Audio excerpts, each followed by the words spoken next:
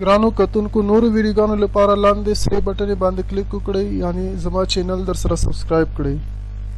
او ورسره په ګنګړي باندې هم کلیک وکړئ ترڅو د نوي ویډیوګانو خبرتیا تاسو ته په اسانۍ سره أعوذ بالله من الشيطان الرجيم بسم الله الرحمن الرحيم لن تنالوا البر حتى تنفقوا مما تحبون وما تنفقوا من شيء فإن الله به عليم لن تنالوا البر نبو ورسیږي تاسو پورنی کیتا جنت تا رضا د رب تا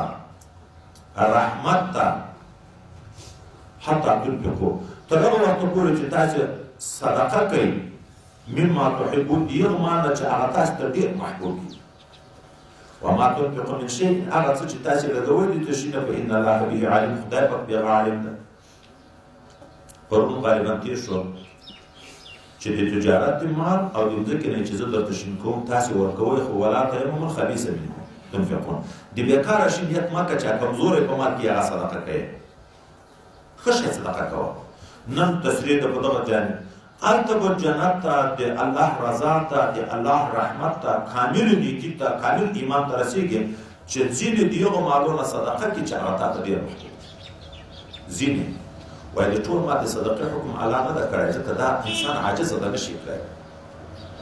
خو چې ښه شی هم لري بېکاره همداسې نو مه کوه چې امیر چې صدقه کوي هغه شی چې هغه د خوراک نه ووځي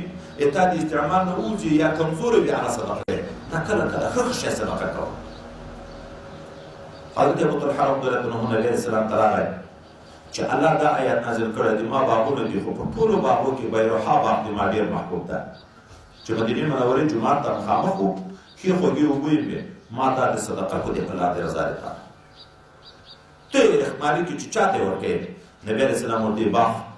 هذا مال رابح واه دا ډېر ګټور مال ده چې د خدای د رضا لپاره د صدقه کو حضرت عمر فاروق رضی الله عنه حضرت ابو موسی اشعری رضی الله عنه ته ویل د یو ځای نه مسلمانانو د کفارو نه بندیان نیولي وو چې ته یو مینځه ماته واخله حضرت ابو موسی اشعری رضی الله عنه یو مینځه ورته واخیسته ډېره ښایسته او ډېره کمالداره وه چې راوسته حضرت عمر فاروق رضی الله عنه ته چې ده ولې د وایي د زړه ډېر محبت یې ورسره پیدا شو چې څنګه پیدا شو اصل ایمان ته اوس وګوره چې څنګه محبت پیدا شو دستي ویلې ما دا د خدای د رضا لپاره صدقه کړه ولې الله وی جنت ته خو هلته رسېږي چې هغه په تا ډېر ګران ده هغه صدقه کې دغه مینځه په ما ډېره ګرانه شوه نو ما ازاده کړه بس د خدای د رضا حضرت عبدالله ابن عمر رضی الله عنه چې د زوی ده چې دا آیات نازل شو وایي په مالو کې که ته یوه مینځه یغم په دا ټولو دنیا کې دته ډېره ګرانه وه نو ویل چې الله خو دا وی چې کامل ایمان او یا جنت او د الله رضا ته هلته رسېږي چې هغه تا ډېر ګران ده هغه شی صدقه کې نو دغه مینځه ما د خدای د رضا لپاره ازاد کړه حضرت زید بن حارثه رضی الله عنه د هغه بیا په دنیا کې یو آس ډېر په ګران آس یو دستي هغه آس صدقه کو چې الله ویل چې کمال د ایمان او جنت او رضا د الله ته رحمت ته هلته رسېږي چې هغه تا ګران وي هغه شی صدقه کې دغه جهاد ما د آس ما د جهاد لپاره وقف کوم مجاهدینو ته بس ما د خدای د رضا لپاره صدقه نو کمال د ایمان دا ده چې محبوب شی سره صدقه کوي داسې نه چې د بېکاره چې تا د څوک درکوي په خفه کېږي نه یې غواړې که غواړې هم هسې د شرمه چې اوس بېرته یې ورکوې نو شرم ده تقرله یهودو پیغمبر علیه السلام ته وویلې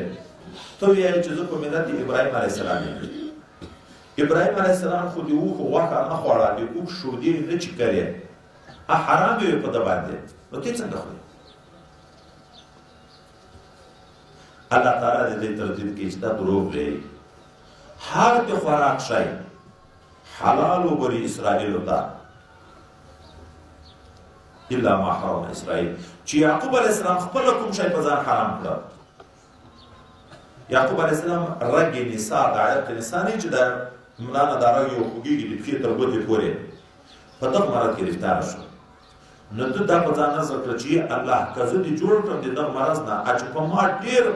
ګران مال ده هغه به زه بیا نه خورم د اوښتو غوښې سره ډېره مینه و عربو کې پخوا ښه مالونه و دغه شودو سره نو هغه د نصرانیو دپاره په ځان حرام کړه مخکې حلال و من قبل ان تنزل التورات اوس مو وویل ابراهیم علیه السلام یهودی و نصرانی و تورات انجیل خو د نه وروسته نازل دي نو مخکې ټول شیان حلال و چا ویل چې په ابراهیم علیه السلام یو غوښې حرامې وې دا خو یعقوب علیه السلام چې د ابراهیم علیه السلام لمسی ده لمسی هغه په ځان حرامه کړه هغه هم د مرض دپاره او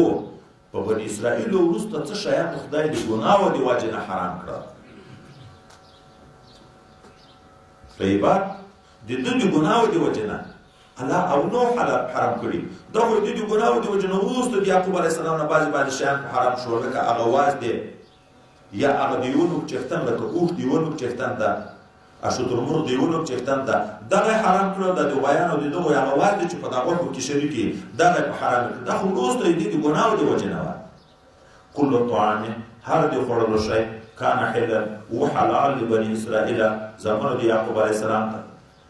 د ابراهیم علیه السلام ته خو خود حلال و تر دغه ډېر مخکې تېر شوی الا ما حرم اسرائیل مګر همدا هغه خوړلو شیان چې حرام کړي وو یعقوب علیه السلام علی نفسه په خپل ځان باندې من قبل اخر یغه مخکې حلا پورې تعلق لري كل طعام كان حلا ټول حلال بني اسرائیل دا څه وخت حلال و من قبل ان تنزل التورات مخکې تر دې چې نازل شوی تورات یهودیت خو د تورات نه وروسته شروع شو مخکې خو دا شیان حلال و قلت فاتوا بالتورات تاسو راته وګورئ راوړئ تورات هغه صحیح نسخه فتلوها تلاوت کې ان کنتم صادقین که یې رښتونی چې الله تعالی په ابراهیم علیه السلام د اوښ غوښه حرام او په تورات کې ذکر یې راوړی ومن افترى على الله الكذب څوک چې تړي په خدای پاک پورې دروغ من بعد ذلك وروسته له دې نه چې په حرمت باندې په شیانو او په صحت حل باندې خبر شو د الله د طرف چې دا حلال او دا حرام دي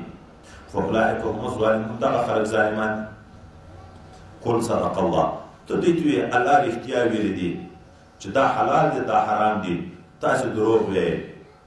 او الله ته حکم کړی فتبعوا ملت ابراهیم حنیفا چې تاسو متابعت کوئ د ملت ابراهیم علیه السلام په داسې حال کې چې و د ابراهیم علیه السلام یو طرف ته د باطلو دینونو نه د حق په طرف و وما کان من المشرکین د مشرکینو نه و دلته مفسرین لیکي رب کریم داسې وویلی فتبعوا ملت ابراهیم داسې ونه ویل چې فتبعوا ابراهیم ولې اوس مو وویلی چې د مخکنۍ انبیاو نه خدای وعده اخیستې وه چې رسول الله مبعوث شو تاسې به په ده ایمان راوړئ چې نبي علیه السلام مبعوث ته اوس د ابراهیم علیه السلام تابعیت مو کوو موږ یې که کوو هغه دین چې نبي علیه السلام یې موږ ته بیان کړي اوس د نبي علیه السلام د دین حیثیت شو که د ابراهیم علیه السلام ته خو د نبي علیه السلام د دین حیثیت شو نو ځکه وایي ملت ابراهیم یې ویل یعنې ابراهیم یې ونه ویلې وما کان من المشرکین بیا یهود مسلمانانو ته به ویلې موږ تر تاسې بهتر یو ځکه د موږ قبله تر تاسې مخکې د بیت المقدس مخکې تر بیت الله جوړ شوی ده زموږ کتابونه د تاسې تر کتاب مخکې نازل شوي دي انبیا د موږ مخکې تېر شوي دي الله د دې تردید کوي چې دا چا ویل چې تاسې بیت مخکې وتر بیت الله شریف اولنی په روی زمین د عبادت ځای چې الله جوړ کړی د بیت الله شریف حضرت آدم علیه نبینا علیه السلام چې دنیا ته راغی د جنت نه الله تعالی حکم د حج ورته وکړ دی په هندوستان کې اوس شو الله حکم د حج ورته وکړ چې لاړ حج ته چې طواف په بیت الله باندې وکړ ملائکه ورته ویل حج د قبول شو 2000 کاله د تا نه مخکې موږ دلته طوافونه کړي 2000 کاله مخکې دغه کعبه مبارکه د الله په حکم د آدم علیه السلام تر پیدایښت نه 2000 کاله مخکې جوړه کړې د ملایکو په واسطه لکه وایي د اسمان ملایکو ته الله په اسمان کې کوټې جوړې دي چې دوی په یغو طوافونه کوي د یغو په برابر د ځمکې ملایکو ته په ځمکه کې الله دغه بیت حکم وکړي چې جوړه کړي ملایکو به دغه طوافونه کړه و چې انسانان هغه دنیا ته هغه مامور شو په دغه باندې دا بیت الله شریف الله سوارې جوړه شوې ده ملائکه مخکې جوړه وه بیا آدم علیه السلام په وخت کې خو دیوالونه د تیږو د خټو وړاند شو بیا یې هغه جوړه کړه بیا زر کاله د آدم علیه السلام ژوند و بیا یې زمانو جوړه کړه بیا دغسې وروسته عمالقه و جوړه کړې ده دغسې جرهم تابع و بیا اخر قریشو جوړه کړې چې نبي علیه السلام نبي نه ولیا پاتې وروړلو کې د خپله کار کړی بیا خو نه دې له وروسته حضرت عبدالله بن زبیر رضی الله عنه بیا وروسته بېرته دا مروانیانو ړانګه کړه، بیا یې جوړه کړه دا سلسله په سلسله باندې. نو اول چې جوړه ده په مخ د ځمکې باندې بیت الله شریفه جوړه ده. ان اول بیت، اولنۍ کوټه د الله د عبادت وضع للناس چې جوړه شوې ده د خلکو دپاره للذي ببکة، هغه کوټه ده چې په بکه کې ده. بکه مکه میم په ځای دلته بې ذکر شوی، بک ټکولو ته ویلی کېږي. د بیت الله د ړنګولو چې چا اراده کړې لکه ابرهه او دغه خدای ټکولي دي، ماتې کړي دي. مبارکا، دا کوټه برکتناکه ده. وهدن هدایت للعالمین، لپاره د مخلوقاتو. نبی علیه السلام په کور کې لمونځ یو لمونځ ده. د محلې په جومات کې چې لمونځ کوي یو په 25، په یو روایت کې یو په 20 ده. مسجد جامع کې چې کوي یو په 1500 ده. په بیت المقدس کې چې کوي یو په 1000 ده. چې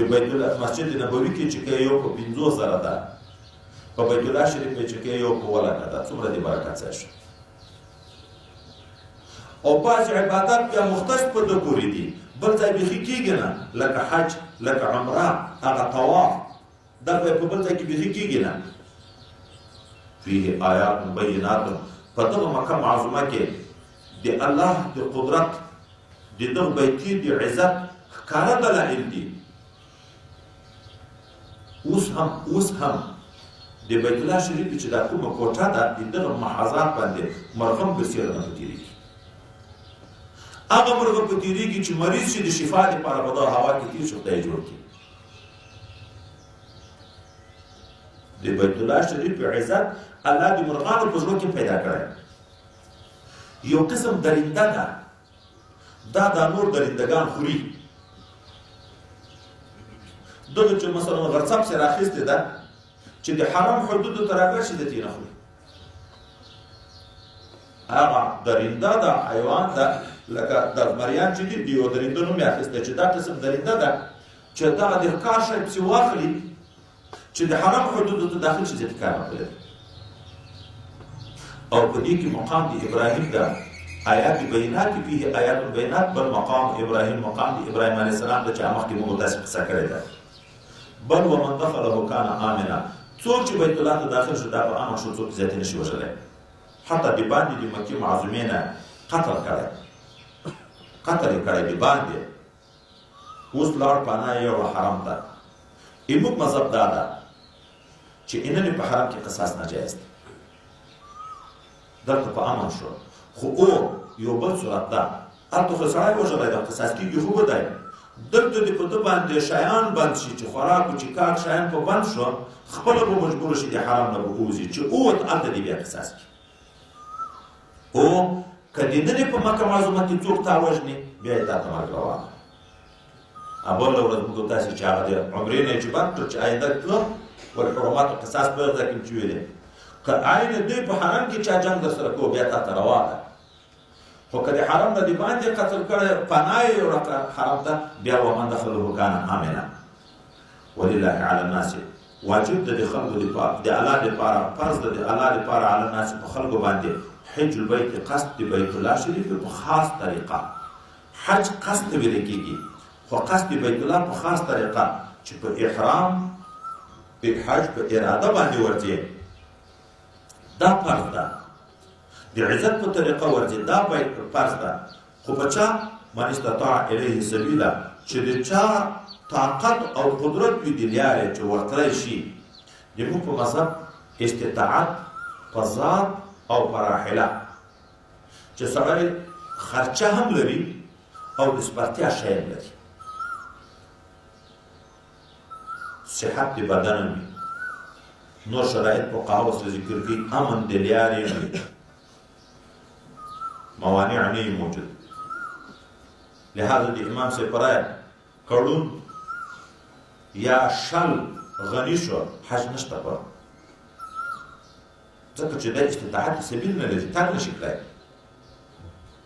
او بعضې ائمه وي چې په دغو فرض ده، خو فایده یې په خلف کې ظاهره کېږي چې وصیت به بل ته کړي، خپله نشي کړی، خو بل حج ته لیږی شي. ښځه بې محرمه حج ته نشي تللی، ښځه که کونډه ده، مالداره ده، ډېره دنیا لري خو د سفر د ښځې بې محرم شرعي نه د 3 ورځو په مصب باندې دا ناروا ده. دغه کوم علما لیکي امام صاحب رایه دا ده چې په فرض نه دا نور علما لیکي چې نفس وجوب په دې شته وجوب د ادا نشته نفس وجوب شته وجوب د ادا نشته چې نشته نو فایده په خلق کې ظاهر کیږي چې نفس وجوب شته نو دا به بیا وصیت کوي د مرګ په وخت کې چې ما په دنیا په یو څوک د ما لپاره حج کوي په فرض ده خو ادا نشته د ادا لپاره شرط دا ده چې دا به محرم لري پلار یا زوی یا میړه یا ورور یا وراره یا خوریه یو داسې محرم به وي ورسره. دا نن سبا اکثر خلک داسې کوي چې مور ده یا ښځه ده حج ته یې لیکي هلته زمان یا وروڼه لري د دغه ځکه نو تر ایرپورټ هم خپل سړی ورسره ځي خو ایرپورټ نه یو خواته تر یو ایرپورټه پورې دا طیارې کې سفر د دې ګوښې وي هلته بیا ایرپورټ ته خپل قریب ورته راغلی وي. دا څنګه مسله ده؟ امام شافعي صاحب دغه وایي که نورې ښځې په سفر کې نیکې متقي ښځې وې او د یو سره خپل محرم و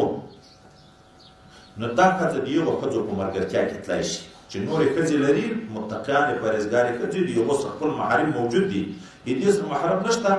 خو په دا سفر کې د یوه سره ملګري کېدای شي. د امام صاحب په رایه باندې ښځه د تا پردۍ ښځه حفاظت د ښځې نشي کړی خپل محرم چې نه وي خوف د فتنې شته چې چا ورته سودا شوه دا د ځانه دفاع نشي کړی لهذا یې دې سفر نشته. خو که لاړه په داسې سفر لاړه حج کېږي خو په دا سفر ګناهګاره ده خدای په دې دغه فتنه ترکي په کار کې دا مزل چې دا بې محرمه یې وکړو په دغه باندې خدای پاک نیسي. ومن کفر حج فرض ده ومن کفر څوک چې کافر شو یعنی د حج فرضیت نه منکر شو بیا خو حقیقي کافر ده چې فرضیت نه مني حقیقي کافر ده فإن الله غني عن العالمين خدای غني دی د مخلوقاتو چې نه مني تا په نه منلو خو د خدای دین ته تاوان نه ورځي. او دوم دا ده ومن کفر چې عملي کافر شي عملي کافر ده معنی فرضیت مني خو نه یې کی وسم لري فرضیت مني خو کینه د سستیا دی وجه نه نبی اسلام یې څوک چې د حج طاقت لري او حج نه کوي چې مري نه خوښه په يهودیت باندې کوي نصرانیت دا کفر عملی ده لکه لمونځ چې څوک اصلا بغیر د عذر نه پرېږدي ظاهر حدیث کې راغلی دی چې دا کافر شو. اهل سنت والجماعت نو دا وایي چې په ګناه سره کافر کېږي نه خو دا معنی په عمل کې مشابه شو د کافر سره کافر نیک عمل نه کوي. قل یا اهل الکتاب ترجع اهل کتاب ولما تکفرون بآیات الله ولې کافران کېږئ تاسو د الله په آیاتو باندې والله شهید علی ما تعملون الله شاهد په هغه کارو چې تاسو کوئ. قل یا اهل الكتاب تو یا دا يهود ته ای اهل کتاب ولما تصدون عن سبيل الله ول من کوي اړوي تاسو د لیار دی الله نه څوک من امن هغه څوک چې ایمان راوړي تبغونها عوجا چې تاسو طلب کوئ د غلیار د اسلام ته کوګواله وانتم شهدا او حال دا چې تاسو شاهدان یا عالمان په حقانیت دین محمد صلی الله علیه وسلم باندې وما الله بغافل عما تعملون ند الله غافل دی رسول چې تاسو کوئ. يا أيها الذين آمنوا إن تطيعوا فريقا من الذين أوتوا الكتاب يردوكم بعد إيمانكم كافرين زفا مخکې خبر کې خطا شو البته يهودو چې دعوت مرګریو ته د کفر په طرف ورکوه علامه نه کړ چې ګوره دې به نه منې دا د شماس واقعه چې ما مخکې ذکر کړه هغه په دغه ځای کې امانت چې سړی خیانت کې واقع نشي چې هغه دوه ډلې د اوس خزرج په اتفاق ناستې وي شماس په تېرېدو هغه ملګری ورولېدو هغه قصه چې ما هلته ذکر کړه هغه په دغه ځای کې یا ایها الذین آمنوا یا کسان چې تاسو ایمان راوړئ ان تطیعوا فريقا کتاسو حکم ومنئ د یوې طایفې من الذین اوتوا الکتاب دغه خلکو نه چې هغوی ته کتاب ورکړل شوی یردوکم بعد ایمانکم کافرین بیرته به تاسو وګرځئ وروسته د ایمان د تاسو نه کافران بیرته به هم کافران کړي. وکیف تکفرون تاسو به څنګه کافران کېږئ وانتم تتلى علیکم آیات الله او حال ده چې تاسو باندې تلاوت کېږي د الله آیاتونه وفیکم رسوله په تاسو کې رسول د الله موجود ده. ومن يعتصم بالله څوک چې منګولې ولګي چې الله په دین پورې فقط هدي الى صراط مستقیم یغته هدایت شوی د صراط مستقیم. دلته اوس الله د کفر په باب کې دوه خبرې وکړي څنګه به کافر کېږي یوه طرف ته قرآن موجود ده بل طرف ته رسول الله موجود ده دوه شیان قرآن هم هادي ده، رسول الله هم هادي ده. څنګه به کافران کېږي؟ یوه طرف ته قرآن عظیم شان موجود ده، بل په تاسو کې رسول الله موجود ده. نو مفسرین لیکي رسول الله خو اوس د دنیا نه تللی، خو دا قرآن عظیم شان خو تر قیامته پورې معجزه یې باقیه ده. نو څنګه به کافران کېږي؟ قرآن موجود ده، حقانیت یې وینئ چې نن د ټولې دنیا چې دا خلک ځان اوس ډېر روشنفکران بولي، پروفیسران یې بولي. انټرنیټ زمانه شوه، د دې ټولې دنیا زمانې د اوس کافران چې دا ځان ډېر پوه بولي راجمع چې د قرآن د یو کنکي صورت و د صورت جوړوی شي، دا معجزه دائمي ده تر قیامته پورې. نو څنګه به کافر کېږي؟ اول جانب اگر که نشته، او بعض مفسرین وایي چې نه، اول اوس هم شته. که رسول الله به ذات خود نشته، خو بالواسطه شته. څنګه؟ نبی علیه السلام چې دنیا نه تلو حدیث مبارک یې ویلی ترکت فیکم امرین لن تضلوا ما تمسکتم بهما. دو شیان ما په تاسو کې پرېښي دي، هېڅ وخت به ګمراه نه شئ که تاسو په دغو دوو پورې لاسونه نیولي وو. خو احدهما افضل من الاخر، یو د دوی بهتر ده تر بل. ولن یتفرقا، دا دواړه سره جدا کېږي نه، حتی تولد الحوض، چې د ما حوض ته راجع کېږي. هغه دوه چې دي کتاب الله، یو د الله کتاب ده، یو دغه ډېر فضیلت ذکر کړو. قرآن حبل متین ده، د الله کلام ده، چې په دغه پورې لاس ونیسي، په قرآن عمل کوي، نه بشي ګمراه. دوم وعطرة اهل بیتي، د ما اولاده، د ما اهل بیت ما په تاسو کې پرېږي چې په دغه پورې لاس ونیسي، نو نه بشي ګمراه. اوس نو دلته یو بهترین تحقیق کوي، د ما اهل بیتو پورې لاس ونیسي، نه بشي ګمراه. خو کوم اهل بیت چې هغه په قرآن پورې لاس نیولي، په سنتو د رسول الله پورې لاس نیولي. ولې وایي رسول الله ورته ولن یتفرقا، دا دوه نه سره جدا کېږي، قرآن او اهل بیت ما. نو دوی به په قرآن لاس وي، نو دوی چې ته اوس په دوی پورې لاس ونیسې، ته به هم نه ګمراه کېږي. نو د دغه عطرتي وایي دوه مصداقه دي. اولاده د ان حضرت صلی الله علیه وسلم چې سادات مبارکین دي، سیدان دي، چې موږ تاسو په مختلفو نومو، شاه صاحب، آغا صاحب، دا چې مختلف نومونه، میا صاحب، په هر قوم کې مختلف نومونه ورته وضع شوي دي. یو آغا صاحبان دي، شاه صاحبان دي، دا په طریقه د نسب داخل دي او عطرتي. دوم علماء حق دي، چې دا بیا وایي په وراثت په دغه حدیث کې داخل دي. نبی علیه السلام څه وایي؟ العلماء ورثة الانبیاء، علماء ورثه د انبیاء دي، او وارث خپل وي که پردی وي، وارث به خپل اولاده. وایي د نسب خلک او دغه د علماء رباني، دغه دواړه یو د نسب په حیثیت، بل د وراثت په حیثیت، دواړه داخل دي په اهل بیتو کې. اوس نو چې په دغو پورې لاس ونیسي، هم نه به ګمراه کېږي. د نسب سعادات مبارکین دا اول وایي ذکر کړه، ځکه دنیا ته چې فیوزات راځي، دا د قطب مدار په واسطه باندې راځي.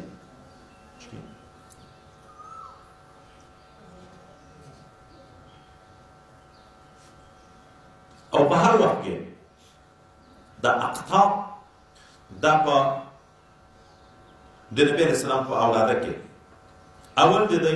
حضرت علی کرم الله وجهه، نبی علیه السلام یې ذکور د حکمت و علی بابها، علی دروازه ده. دا حدیث په تشریح کې هلته محدثین کرام لیکي، وایي دغه نه کوم علوم راځي، علم ظاهر که علم باطن. که علم ظاهر شي، اعلم د امت څوک و چې تکبر وکنه، صحیح حدیث ثابت کنه، اعلم د ټول امت څوک ده چې تکبر ده. او نبی علیه السلام دروازه څوک وکړه؟ حضرت علی.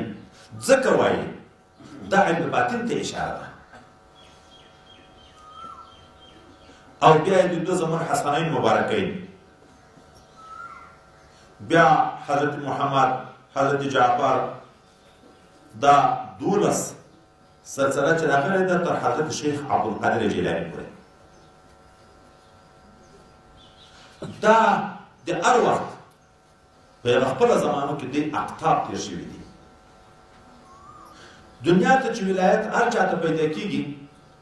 باید د دې په اذن دی به اذن وي وکړي.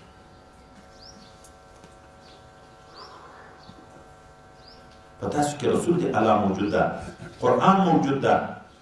علماء حق موجود دي، څنګه به کافران کېږي؟ ومن یعتصم بالله، چا چې منګولې ولګولې په دین د الله پورې فقد هدی الی صراط مستقیم، په تحقیق سره دغه انسان ته هدایت وشو، صراط مستقیم.